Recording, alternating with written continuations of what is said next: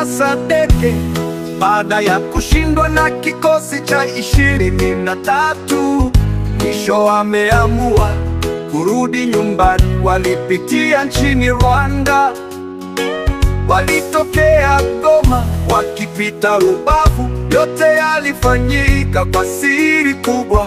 Waandishi wa habari walizuiwa kuchukua picha.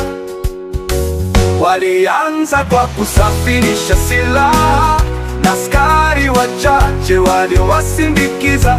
Majeshi mengine watarudi pole pole. Walianza kwa kusafirisha silaha na askari wachache waliowasindikiza. Majeshi mengine watarudi pole pole. Tunakumbuka kuwa silaha hizo na wanajeshi wa SADC walitekwa na kikosi cha 23. Baada ya mazungumzo, walikubaliana kuwa wanajeshi hao wanarudi nyumbani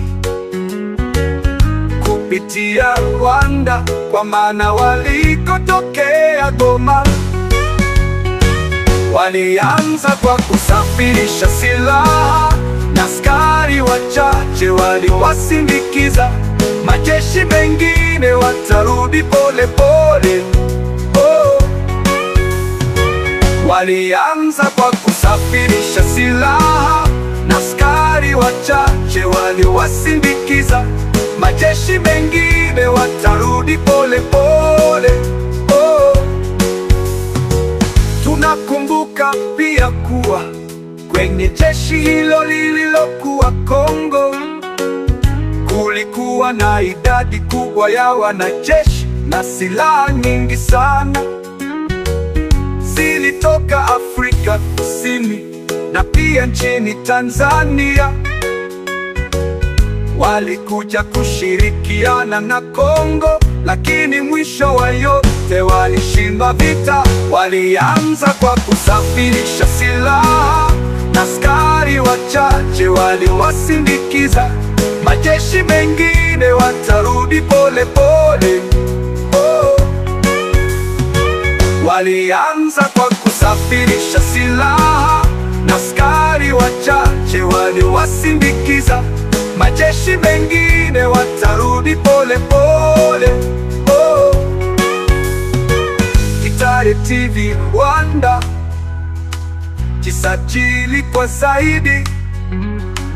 Kitare TV Rwanda, jisajili kwa zaidi. Walianza kwa kusafirisha silaha na askari wachache waliowasindikiza. Majeshi mengine watarudi pole pole. Walianza kwa kusafirisha silaha na askari wachache waliowasindikiza. Majeshi mengine watarudi pole pole.